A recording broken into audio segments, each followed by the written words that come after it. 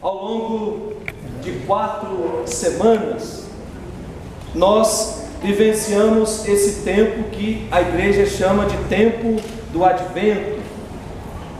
A palavra Advento quer dizer preparação, espera. E ao longo dessas semanas que antecederam ou que antecedem o Natal, nós somos convidados a rever algumas coisas da nossa vida, para que naquela noite do Natal, quando Deus nos dá de presente o seu Filho, o nosso coração possa ser aquela manjedoura confortável. E a palavra de Deus que nos foi dirigida nesse final de semana vem nos afirmar que Jesus é Deus conosco, que Jesus desce do céu e vem morar no nosso meio, e vem para nos oferecer a salvação. A primeira leitura que nós ouvimos hoje, profeta Isaías. O profeta Isaías, ele escreve esse trecho 730 anos antes de Cristo, quando o povo de Deus era dividido em 2 grandes reinos. O reino do norte, cuja capital era Israel, ou melhor, chamado de reino de Israel, cuja capital era Samaria. Lá existiam 10 tribos. E o reino do sul, cuja capital era Judá, ou melhor, chamada de Judá, cuja capital era Jerusalém. Ali existiam 2 tribos, portanto, o reino, as tribos de Judá. A totalidade do povo de Deus se resumia nesses 2 grandes reinos, o reino do norte e o reino do sul. Acontece que Judá, o reino do sul, começa a viver uma prosperidade muito grande. A economia estava às 1000 maravilhas, a política estava muito tranquila, e isso começa a despertar a cobiça das grandes potências mundiais dessa época. 3 grandes potências: o Egito, a Babilônia e a Síria. Esses não faziam parte do povo de Deus.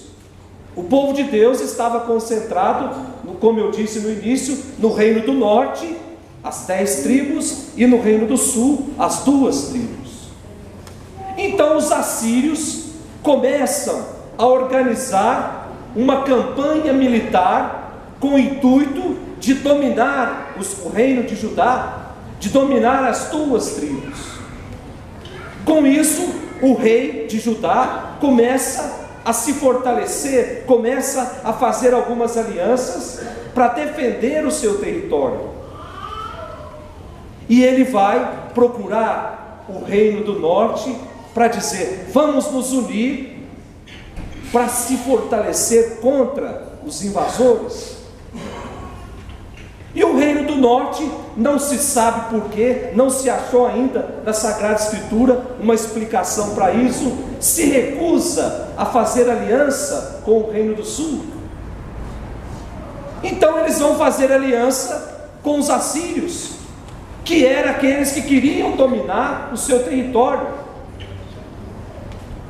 E ao fazer aliança com os assírios, por proposta dos assírios, começam a guerrear contra o reino do norte também. O rei do norte, chamado Acás, o que é que ele faz?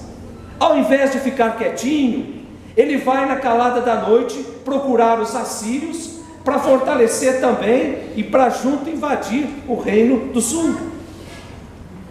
Então se percebe que essa maracutaia na política já existia 730 anos antes de Cristo. Hoje nós somos amigos, amanhã nós somos inimigos. Então o que eu puder fazer para te prejudicar, eu faço. Os nossos políticos aprenderam muito bem essa parte. Pena que não aprenderam todo o texto. Aqui nesse emaranhado de histórias, surge a figura do profeta Isaías.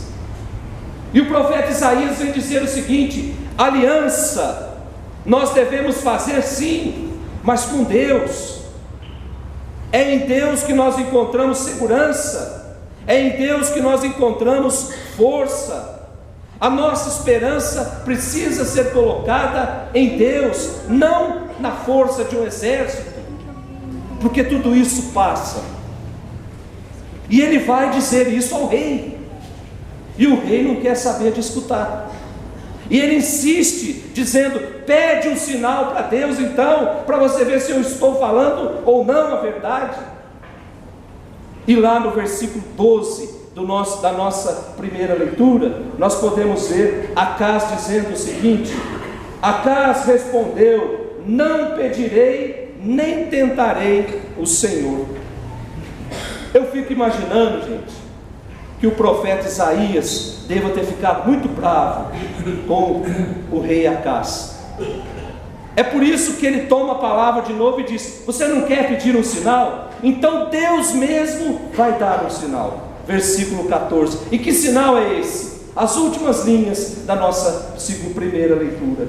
E o Senhor vos dará um sinal: eis que uma virgem conceberá e dará à luz a um filho, e lhe porás o nome de Emanuel.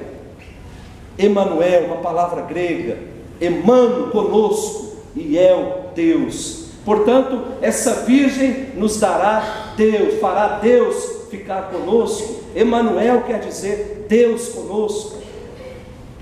Que coisa bonita, gente. Esse será o sinal de Deus. Ele vai enviar o seu filho, ele mesmo virá ao nosso encontro, passando pelo útero de uma virgem, anunciado há 730 anos antes de Cristo. Aliás, a palavra de Deus, toda ela já prepara a chegada de Jesus. No livro do Gênesis, quando Deus está criando tudo, quando Deus cria tudo e vê que é muito bom, Ele olha, percebe que está faltando alguma coisa, então Ele diz: façamos o homem a nossa imagem e a nossa semelhança. Portanto, Jesus já estava no projeto de Deus. Façamos. Se Deus estava construindo tudo, por que Ele diz façamos? Ali Jesus já estava sendo projetado, sendo planejado por Deus. E esse sinal será exatamente isso. Jesus passará 9 meses dentro do útero de uma mulher virgem. Então, meus irmãos, dizer que Maria é uma qualquer no projeto salvador de Deus é, no mínimo, desconhecer a Sagrada Escritura. Maria nunca foi e nunca será uma qualquer no projeto salvador de Deus. Foi a partir do sim de Maria que nós podemos conhecer Jesus. Se Maria tivesse dito não, certamente a salvação não teria chegado ao nosso encontro. Por que é que Deus se aventura ir buscar uma menina de 17 anos na periferia da Galileia, num vilarejo chamado Nazaré? Por que é que Deus vai lá pedir licença para essa menina para começar o seu grande projeto de amor no nosso meio? Deus não precisava nada disso. Portanto, Maria nunca foi e nunca será uma qualquer dentro do projeto salvador de Deus. Ela é a mãe de Deus. É por isso que no ano 360 os bispos reunidos disseram: Maria, ela é Theotokos, ela é a mãe de Deus. Não se paira dúvida nenhuma sobre isso. Essa virgem que o profeta Isaías anunciava, foi essa virgem que concebeu Jesus. Depois, a nossa segunda leitura. Portanto, nós somos obrigados ou somos convidados a olhar com mais carinho os sinais que Deus vai dando na nossa vida. Quando nós estamos andando numa estrada em que nós não conhecemos, nós ficamos muito atentos aos sinais que ali acontecem, porque qualquer erro nosso acontece uma tragédia.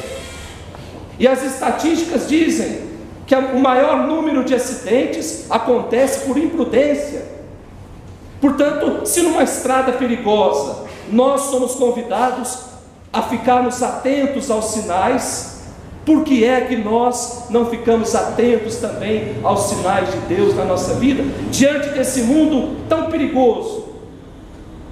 Os sinais que Deus dá na nossa família, os sinais que Deus dá na nossa vida, os sinais que Deus, os rastros que Deus vai deixando na nossa história, ali estão os sinais do seu amor.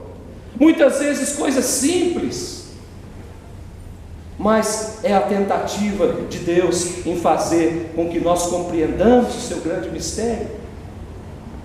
A segunda leitura que nós ouvimos, carta de São Paulo aos Romanos, essa carta nós já estamos estudando há alguns domingos. A comunidade de Roma, ela foi fundada a partir ou com membros vindos do judaísmo e com membros vindos do paganismo. Portanto, ex-judeus e ex-pagãos. E morando todo mundo junto no mesmo lugar, mais cedo ou mais tarde iria acontecer alguma desavença. A título de comparação, gente, morando todo mundo junto, imagina colocar corintiano e palmeirense em dia de jogo, todo junto. Era mais ou menos isso. Então São Paulo, ele insiste em dizer para essa comunidade: gente, o Evangelho é a única força capaz de unir povos tão diferentes. Por que é que nós viemos aqui hoje? Será que nós viemos hoje aqui para contemplar essas paredes no escuro? Será que nós viemos aqui atraídos por algum presente que nós vamos receber no final dessa celebração? Não, gente. O Evangelho nos atraiu aqui. A palavra de Deus nos atraiu. A nossa sede de conhecer a palavra de Deus nos trouxe aqui hoje. Portanto, o Evangelho une histórias tão diferentes. Cada um de nós tem a sua própria história. Cada um de nós carrega junto consigo, muitas vezes, dores, sofrimentos, angústias. Noites parece que não tem mais fim, uma escuridão tremenda, parece que as coisas não se resolvem. Quantos estão vivendo essa noite escura? Quantos estão há anos procurando emprego e não conseguem encontrar? Quantos estão procurando a cura para uma enfermidade? Mas o Evangelho nos atraiu hoje aqui, gente. Cristo nos atraiu, a nossa sede de conhecê-lo nos trouxe aqui, e é isso que São Paulo está dizendo para essa comunidade. O Evangelho é essa força capaz de ajuntar povos e histórias tão diferentes. E por fim, nós temos o Evangelho de hoje, o Evangelho de São Mateus, que narra a origem de Jesus. E lá no versículo 18, nós vamos perceber que a origem de Jesus é divina, concebido pela ação do Espírito Santo. Portanto, Jesus foi concebido pelo céu, tem origem divina. Será que nós estamos preparando bem a chegada desse menino no nosso meio? O mundo já fez a sua opção. Como é que o mundo está preparando o Natal? Festas, presentes, cruzeiros marítimos com cantor famoso, comelança. Como é que o mundo está preparando a chegada de Jesus? E como é que cada um de nós está preparando essa chegada? Quando nós vamos dar uma volta na cidade ou nos shoppings da cidade, aonde está a referência do verdadeiro Natal? Onde está, gente? Portanto, o mundo já fez a sua opção, e aos poucos ele tenta nos convencer que Natal é isso, que Natal é só festa, que Natal é só dança, é só presente. Mas nós não podemos entrar nessa. Natal é festa do encontro, encontro de um Deus que vem do céu para nos propor a salvação. Vocês já prestaram atenção, ou já fizeram a reflexão, que nós somos a única religião no mundo que temos um Deus que vem atrás de nós, mesmo que a gente não mereça.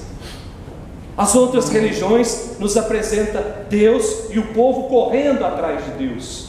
Se manifesta em determinado lugar, o povo corre até lá. Se manifesta em outro lugar, o povo corre até lá. Cristão não. Cristão tem um Deus que não cansa de vir ao nosso encontro. É um Deus que desce do céu, portanto, é um Deus que se esvazia. É um Deus que vem morar no nosso meio. É um Deus que se faz criança. É um Deus que chora. É um Deus que tem dor. É um Deus que tem família e vem morar no nosso meio. Portanto, a preparação para a chegada desse Deus não pode seguir a cartilha do mundo, porque senão, na noite do Natal, vai acontecer igual aconteceu há 2016 anos atrás. Não havia lugar para Jesus na cidade. Por isso Jesus foi nascer dentro de um coxo. Por isso Jesus foi nascer no meio dos animais. E ao mesmo tempo, o nascimento de Jesus nesse lugar nos dá uma mensagem dizendo que Deus é o Deus da simplicidade, é o Deus das coisas simples. Nós não precisamos muito, meus irmãos. As sementes do céu, elas estão aí no nosso meio. Basta plantá-las no nosso coração. E Maria é esse grande exemplo. O sim dela proporciona que Jesus se torne conhecido no mundo todo. O nosso sim vai proporcionar que Jesus continue nascendo na nossa sociedade. Em nome do Pai, do Filho e do Espírito Santo. Amém.